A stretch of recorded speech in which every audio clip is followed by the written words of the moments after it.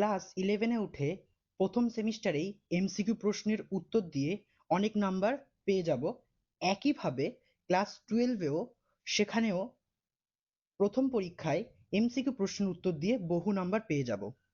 এরূপ কল্পনা যারা করেছিলে তাদের জন্য হয়তো আজকের নিউজটি একটি দুঃসংবাদ মাত্র। উচ্চ মাধ্যমিক শিক্ষা সংসদ 16/4/2024 একটি অফিসিয়াল নোটিশ দিয়ে জানিয়ে দিল ফার্স্ট ও থার্ড সেমিস্টারের পরীক্ষায় কেবলমাত্র এমসিকিউ প্রশ্ন থাকছে না এবং সম্পূর্ণ প্রশ্নের 20% প্রশ্ন খুবই কঠিন হতে চলেছে। সম্পূর্ণ বিষয়টি আলোচনার পূর্বে যারা এখনো পর্যন্ত জানো না সেমিস্টার সিস্টেম কি, তাদের উদ্দেশ্যে জানিয়ে রাখি, তোমরা যারা 2024-এ মাধ্যমিক পরীক্ষা দিয়ে ক্লাস 10 থেকে 11-এ উঠতে চলেছ,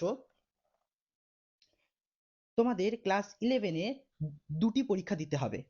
প্রথম পরীক্ষাটিকে বলা হবে ফার্স্ট সেমিস্টার এবং দ্বিতীয় পরীক্ষাটিকে বলা হবে সেকেন্ড সেমিস্টার। একইভাবে তোমরা যখন ক্লাস 11 থেকে 12-এ উঠবে তখনও তোমাদের দুটি পরীক্ষা দিতে হবে।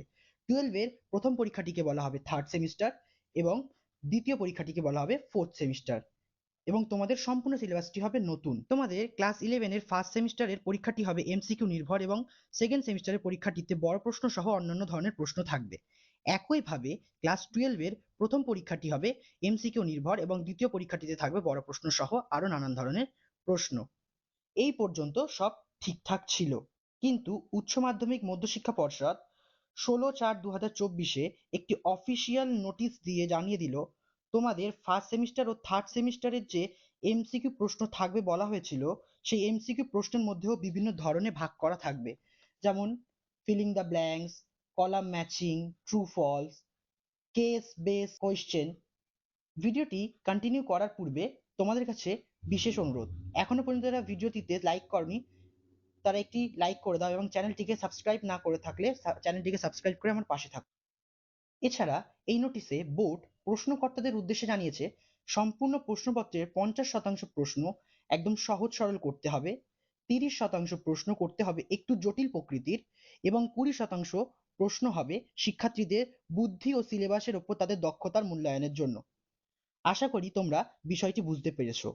এবারে দেখে নাও সেই অফিসিয়াল নোটিশটি। তোমরা হয়তো তোমাদের মোবাইল স্ক্রিনে দেখতেই পাচ্ছ সেই অফিসিয়াল নোটিশ, যেটা 16/4/2024-এ Bengal council of higher secondary এডুকেশনের পক্ষ থেকে। এই নোটিশে কিন্তু আমি তোমাদের যা যা বললাম সবই স্পষ্টভাবে উল্লেখ করা আছে এবং তোমাদের সুবিধার্থে এই নোটিশটি আমি মূলত এই ভিডিও ডেসক্রিপশনে পিডিএফ আকারে প্রোভাইড করে দেবো।